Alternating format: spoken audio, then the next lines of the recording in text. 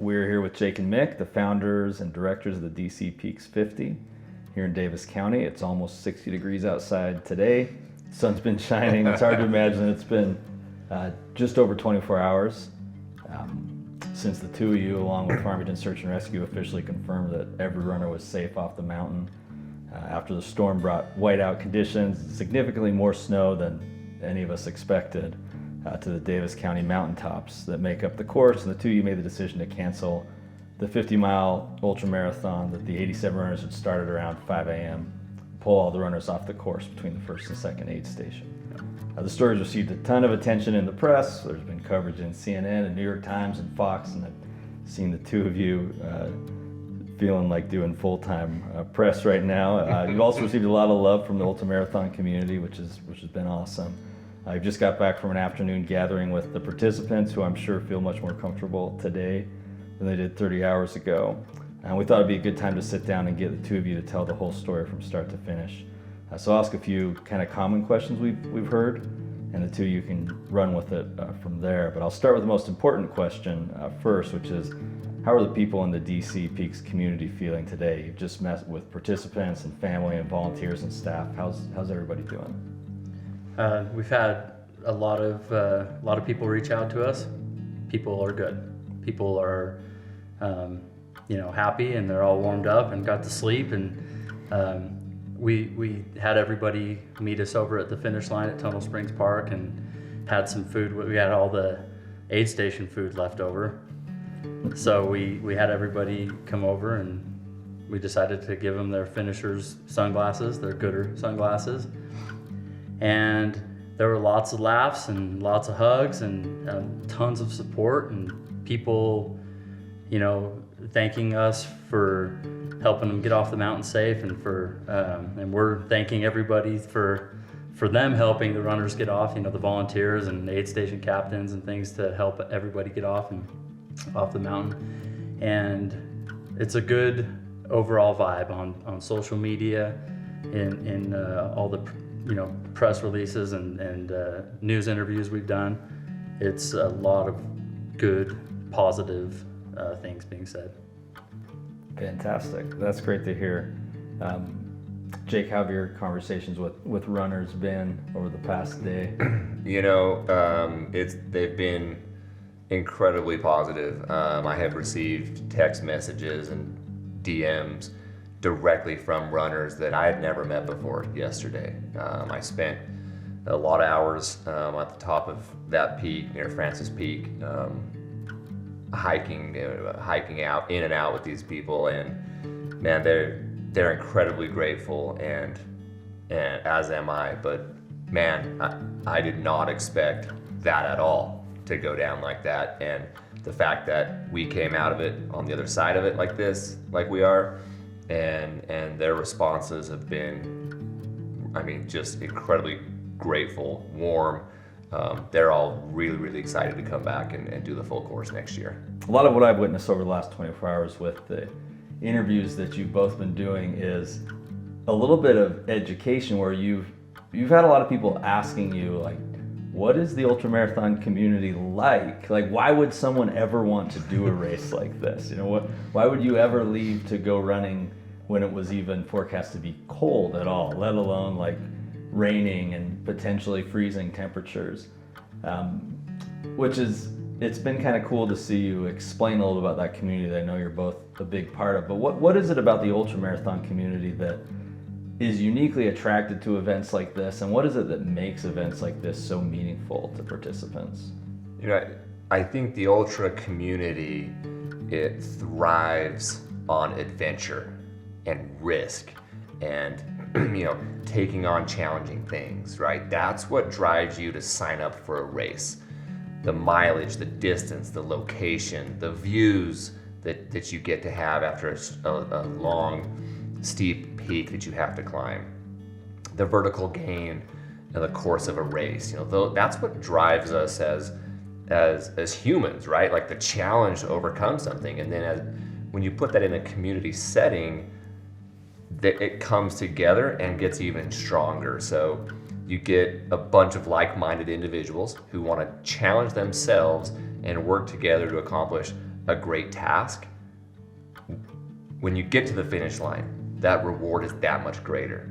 And so, yesterday when we decided that the finish line today doesn't matter, the finish line is not what we're trying to accomplish today, and our goal became get every runner and every volunteer off of that mountain as soon as possible so they can get home to their friends and family and sleep in their own bed. When that became our goal and our finish line, and we finally, after hours and hours of stress and working together, achieved that, it became just the greatest, accomplishment. It became this bond and this family that was created literally over the course of a few hours of struggle, that bond. And I think that's what the ultra community is all about. That's what we do as ultra runners, and that's why we love the sport.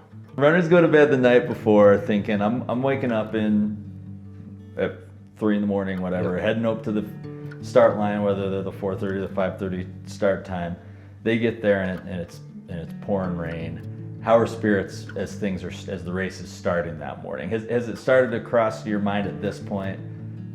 This storm is looking a little bigger than it was forecast, or is it Oh, right no. now? You're just thinking this is what we planned for. This It's is going what to rain. we've all expected all week. But everyone's like, well, you should have watched the weather. Why would you run into the snow like that? How could, you're irresponsible. How could you send people up there like that? And I'm like, show me the news report that said there was going to be 18 inches of snow in an hour with 40-mile-an-hour winds. Yeah. Right. Yeah. There wasn't one. My wife was running the race. So as she took off, I was like texting her and trying to get updates. How is it? I was like, please stop raining, please stop raining. And she was like, no, we're having fun. I'm hot. And she took off her sweatshirt and left it. Sweats. Took her Oh, sweat. yeah, maybe her sweats. Sweatpants. Yeah, so she took her sweatpants off and left them at mile 3 because they were hot. They're climbing 5,000 feet in that Yeah, first about 6,000. stretch?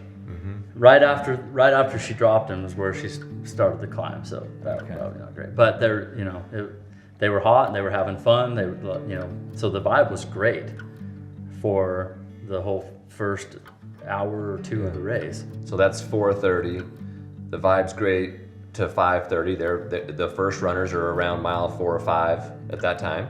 We launch the next, the official start time, which ended up being about nearly 70 runners at 5:30. And again, vibe was awesome. The rain had slowed up a little bit. Oh, it slowed up. It was like, hey, this might clear up. Like, this is awesome. And everybody again is, yes, let's do this. Like, let's go conquer this race, right? So we let them go at 5:30. So the first reports of snow did they come from an aid station captain, or at what point did you start thinking, okay, there's actually a little more snow than we're anticipating up here.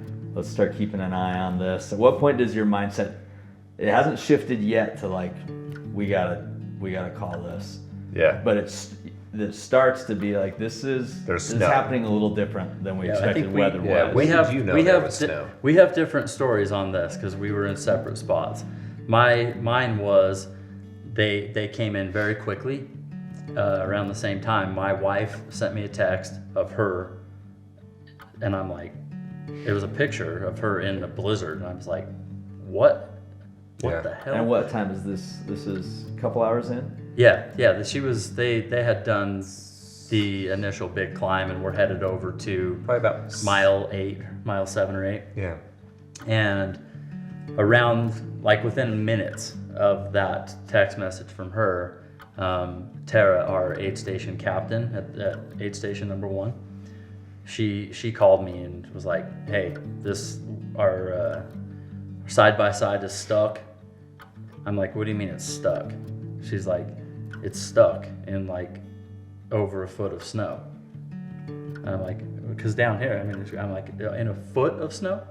She's like, yeah, and we can't move it, and it's not good. And all these aid station captains are extremely experienced in mountain athletics. They're ultra marathon runners. They're not their first time in an exposed situation. That's right. That's a key point when we were designing this race.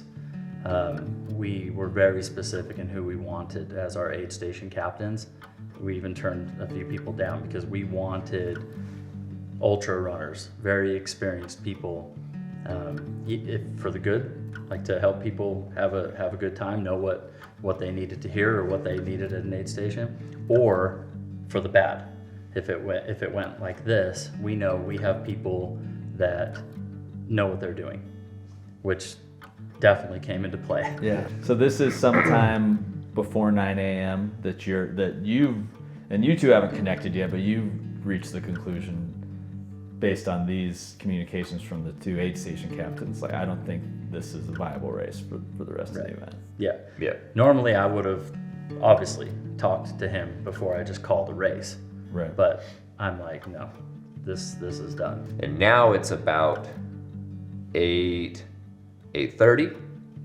He's had these conversations with Rick, and he, in his mind, has, this race is over. I am in the heart of it, little to no cell reception, and I run for probably 30 minutes. So I go about in those conditions, probably a mile uphill. Still hadn't seen a runner. And again, I know where the lead runners are supposed to be. I cannot believe I don't have a text message saying that anyone has checked in at the race. No one has checked in at the aid station. At this point, it's 8:30. Nobody has checked in. I call Ground Zero, our communications, and I tell them, like, this race is off. We are canceling the race. We need to start like prepping, right? And by now it's 9 o'clock. I go another 30 minutes, still don't see anyone. I call a second time to communications to let him know. I said, hey, I still haven't seen anyone. The conditions are incredibly terrible. I haven't seen a single runner. And I know that when I get to them, they're going to be in bad shape. Whatever you gotta do, I said, call 911, get search and rescue up here, get help up here, get snow plows, we need manpower on this. And we hadn't talked for 45 minutes, but we both made the same decision at roughly the same time, that this thing was off, and it was like all hands on deck. The only thing that mattered was getting people off of Francis Peak. So that kind of all transpired super quickly for each of us in its own right. I mean, the official cancellation of it was me seeing them and giving that communication to them. And so the first, 5, 6, 7, so the first like 9 to 10 runners, I saw them just after they had left the aid station. And I checked in on them, how you doing? Everything good? Do you know what the plan is? And they said, well, what do you mean? Okay, well, this is the plan. Like, we have canceled the race. You are running 5 to 6 miles downhill, get to the aid station at Farmington, and we have canceled the race. We'll have rides and shuttles there for you to shuttle you down to the base of the canyon at the Farmington Pond, and shuttles from there home. And I gave that message to all of them, and they stayed in groups and ran down. Those runners, of course, they're at the front of the pack, so they're elite athletes. They're very good runners, and they were in good condition. They were very relieved to have it be canceled, and they did not argue or complain at all. They were like, okay, yes, we agree. Right. They were very, very agreeable. It was really the next 60 runners that I came into contact with that, as I gave them this information, I will never forget their faces when they were coming up on this single track trail, and I'm coming towards them. That was something where it was freezing cold, scared, the terror, the message on their face, and for me to be there in person to give them that message of, hey, there's an aid station half mile away, get there, get warm, get some food, and we've got shuttles on the way up, and you got to start running and making your way towards Farmington Canyon, and the race has been canceled. Get into a warm vehicle, we've got them coming. and that was how we got the information to them, because they were not in an aid station yet, so there was really no way to get information to them that was accurate, concise. I mean, I told every single one of them, I counted them out loud, and then told every one of them, you know, stay in groups, stay together, you know, work your way down. I probably didn't have to tell them that because they're intelligent runners and they're already doing that, but you know, I wanted to be very clear with them that the instruction is to stay together, don't let anyone fall behind. If there was a runner that was behind, I said, hey, hurry and catch those two in front of you. They're only 20, 30 yards ahead of you, which you could not see them. But I had just left them and I said, they're 20 yards ahead of you. Just catch up to them. I want you to go with them and stay with them all the way through. And so that was, you know, quite the experience to be going backwards on the course, that I had just gone backwards on the course 4 days earlier and marked the entire thing. It's like I was just there 4 days earlier enjoying an amazing 12-mile run by myself, just marking the course. Right. So then the runners, as they would pass aid station 1, have communicated with you at some point, typically before they got to aid station 1, with the exception of the first few. They understand now that the race is canceled. They know sometime between aid station 1 and 2, they'll be able to get into a car if they need to, or they can continue down to aid station 2, where there's tons of cars, as well as a fire and a bunch of food there. Additionally, at aid station 2, I noticed when I was up there, you had staff members checking the bib number, so no one could get past aid station 2 in a car or out of a car without checking it at aid station 2 to make sure you had every person accounted for, and then they would head down to the base of the canyon. Then they were checking numbers again there at the base of the canyon. At what point in the day did you start to feel like, okay, we've got this under control, everyone is accounted for? Actually, the question I have now is, at what point in the day did search and rescue become involved with this, and how did that shift the operational plan when search and rescue came in? So for me, up on the mountain, when we made the call to search and rescue right around 9:35 a.m., at that point, I put my phone away. It was almost dead anyway. It was literally frozen, wouldn't turn on. And at this point, I know that help is on the way. I know Mick is handling business down low and making things happen down there. My goal was to find and count as many runners as possible along the course. Completely lost track of time. I had no idea what time it was at that point on. From 9:30, I did not see a time on my phone or on my watch for probably 4 hours. I had no idea what time of day it was. I was just in the moment, in the zone of tracking and counting and doing what I could to do my part as a race director. Mick, on the other hand, would probably have a better account of that for sure. It seemed like they were going up there like 11:30. They had, you'd start to see some side by sides and stuff, and it was a good team effort actually, because from what I saw, the majority of the runners were taken down by volunteers and some of the race staff, and the search and rescue teams played a pivotal part in that.